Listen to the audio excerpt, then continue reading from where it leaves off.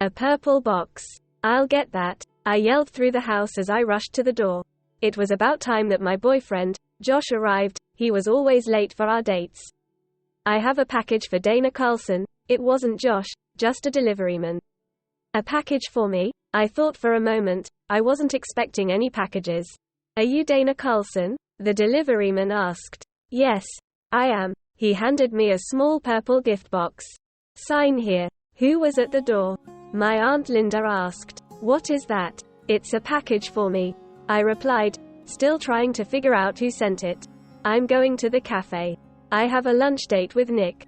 My aunt had a big smile on her face as she walked out of the house.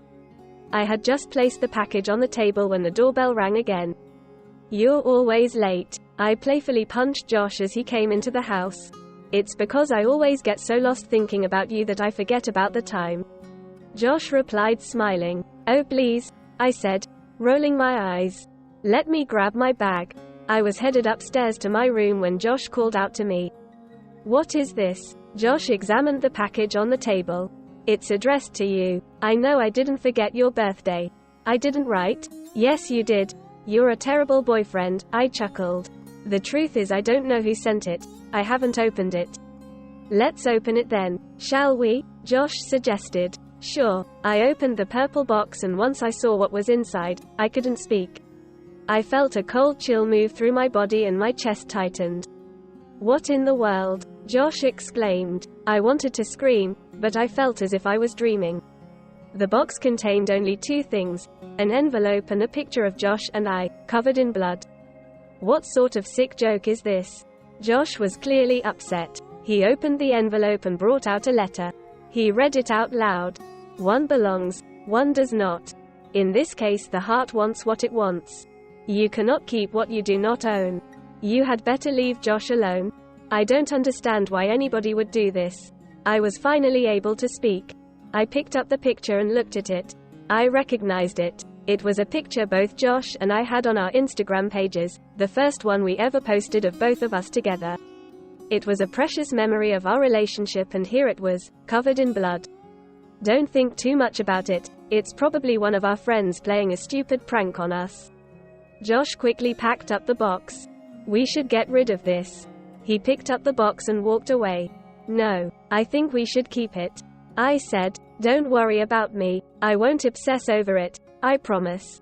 Josh stared at me for a moment and dropped the box back on the table. Let's go and get something to eat, I suggested. Yeah, let's go. Give me a second, let me get my bag. I carried the box up to my room and put it under my bed. Dana, I heard Josh call me. I'll be down in a minute. I took a few deep breaths before taking my bag and going back downstairs. Josh and I went on our planned date, but I couldn't get the package off my mind. You know that account Dave and I have been competing for? I think I have come up with an idea for the final pitch. Josh said. He went on to explain his idea, but I didn't listen. I kept thinking of who could have sent the package. Stop thinking about that box, Dana. Josh held my hands. Don't take this seriously, my love. It's obviously fake blood, and the letter, that's probably lines from some poem. Don't think about it. I spent the rest of the afternoon with Josh, trying to convince him that I wasn't bothered by the package. Maybe it wasn't real, maybe it was a prank, whatever it was, it unsettled me, and I couldn't just drop it. Hi darling, how was your date? Aunt Linda asked when I got back home. It was good. Is something wrong? You look stressed. Did you two fight? She asked. No aunt, we're good, I replied. Dana, look. My 7-year-old cousin rushed into the living room waving a piece of paper. My heart stopped. Was that the letter from the package? What's that, Sam? I asked, holding my breath for the answer. My drawing was the best in the class. See? She handed me the paper. Ah, this is beautiful. I heaved a sigh of relief. It's such a pretty, horse. It's a unicorn, she replied. Oh, yeah, the horn. It's the most beautiful unicorn I've ever seen. I hugged her. Let's go have dinner, she said. After dinner, I tried to distract myself from thinking about the package by working on an office project. Hi darling, can I talk to you? Aunt Linda came into my room. Sure aunt. Is something wrong? You have this worried look on your face. Did you fight with Josh? She asked. I thought about it for a moment, then I reached under my bed and brought out the package. This is the package I got this afternoon. My aunt's face showed everything she was thinking even before she said it. Who sent you this? She asked. I have no idea. Josh said it's probably a prank, but I don't know. I can't stop thinking that this is real. I replied. This is animal blood, Dana, my aunt said. What? Her statement had just confirmed my fears. I'm taking this to the police tomorrow morning. If this is a prank, it's very disturbing, she said, taking the box out of the room with her. I couldn't sleep all night. I just tossed around for hours, then I got a message from Josh. I hope you're asleep and not thinking about that box. You know, now that I think about it, I think my love for you is so strong that the universe is scared of it. Lol. But seriously, babe, if you're still awake, go to sleep. I love you forever. Josh knew I wouldn't reply even if I was awake. I didn't want him to worry about me. At least if he thought I was asleep, he would be able to get some sleep himself. But I wasn't going to sleep. How could I? Aunt Linda says it's animal blood. I said over the phone to my best friend, Rachel, the next day. Have you told Josh? She asked. He has an important presentation soon. I don't want to rattle him with this. He's probably right and this is some juvenile prank. My aunt said she'll take it to her police friend today. I hope they find the person responsible for this. I've got to go, Rach. I can only take half of my break because I have to prep for a meeting, I explained. Oh, how I hate Mondays, Rachel commented. Don't we all? Keep me updated, okay, and stay safe, she said. I will. Talk to you later, I concluded before hanging up. Like all Mondays, I barely had time to breathe, but that's what came with the job of being a junior executive at a competitive marketing company. When I got home, Aunt Linda and Sam were asleep. I was used to the silence.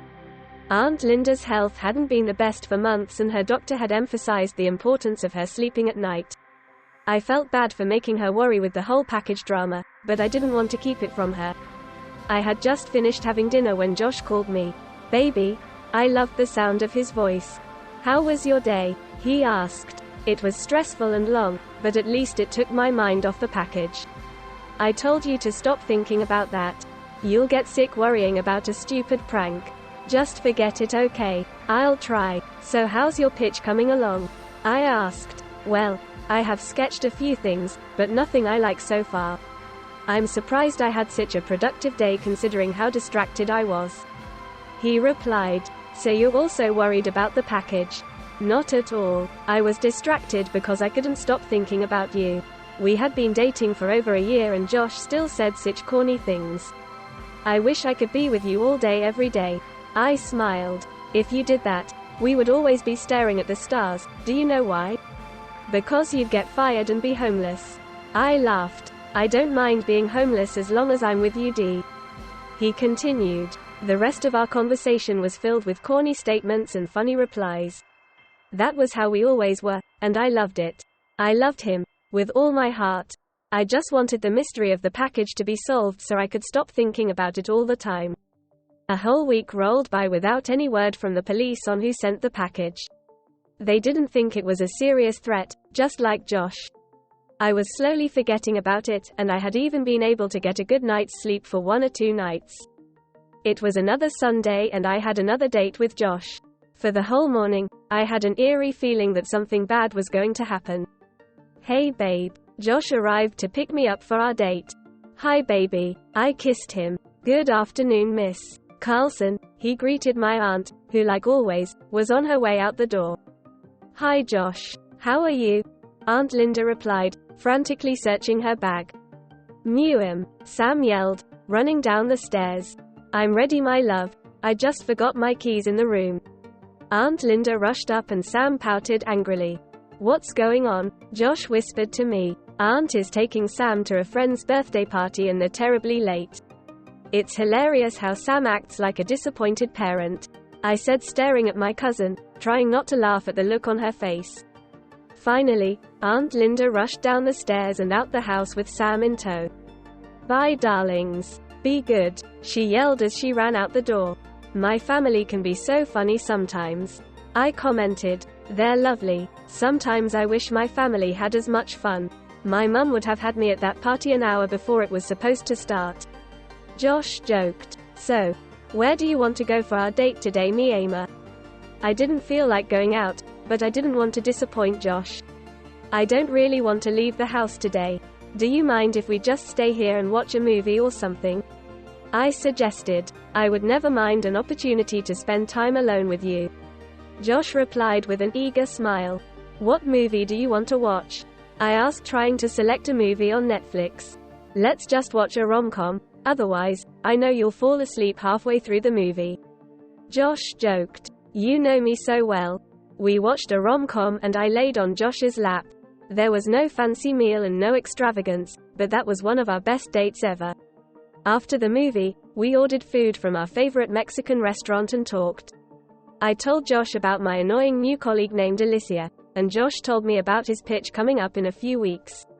Having a super talented architect as my boyfriend always made me proud, but what made me even prouder was how hard he worked to be his best. I have had a wonderful time. I said to Josh as he got ready to leave. I wish you didn't have to go. Me too, my love. He hugged me. I'm going to make time for us to have dinner this week. I miss spending time with you. You don't have to do that, Josh. I understand how hard you're working on your pitch. I want to. I miss you. I could see in Josh's eyes that he was serious. I wasn't going to argue with him. I missed him too. Bye, I said, standing outside the house with Josh. I love you, Josh said and kissed me. I love you too. When I went to bed that night, I felt relieved. I was glad that my day went so well. Nothing went wrong and nothing about that dreadful package. The next day at work, I was in a lovely mood, unlike most Mondays. Dana, Alicia came up to my seat. There's a deliveryman downstairs and he seems to have a gift for you. She said. I didn't know we were allowed to receive personal deliveries at the office. I wanted to slap her silly, but nothing was going to ruin my good mood. Thanks, Alicia, I'll go down now. I got down to the reception and as I walked up to the counter, I felt my heart stop. I couldn't believe it. It was a purple box, just like that horrible package. Oh. Hey Dana, I received this package for you. Fiona, one of the receptionists said as I walked up to the desk. Thanks a lot. My hands shook as I reached for the box. I imagined every terrible thing that could be inside the box. Hi Josh. I know you're busy today, but can you come over tonight? I got another package today. I could hear my voice shaking as I left the voice message on Josh's phone. For the rest of the day, my mind spiraled into anxiety and fear. I put the package on my table and stared at it at intervals. I was terrified of opening it. I couldn't imagine what horrible thing was in it this time. Did you see who dropped it off? Josh asked that night when he came over. No, I was still trying not to freak out. Let's open it, Aunt Linda said. She had been waiting for Josh to arrive so we could see what was in the box. My heart pounded as I opened the box. It was just like the last one. There was a picture covered in blood and an envelope. This picture. This was taken yesterday, outside the house. I almost screamed when I realized what the picture was. That's impossible, Josh exclaimed. What is this? Aunt Linda shouted. I'll read the letter, Josh suggested. It read, I have warned, yet you take no heed. One more time, and I promise you'll bleed. Never forget, never not know. I am watching you. Leave Josh alone. Oh my God. Oh my God. Aunt Linda repeated, pacing back and forth. I felt my head spin. I couldn't breathe. Dana, Josh held me. I couldn't believe this was happening. Who was doing this? Why were they doing this? I felt the whole world spinning. The room went dark. Dana, I heard Josh and my aunt call out just before I fainted. It was surreal, all of it. My life was simple and happy, until that purple box was delivered to my doorstep, and now I had been plunged into darkness. Fear. Chilling fear and absolute confusion.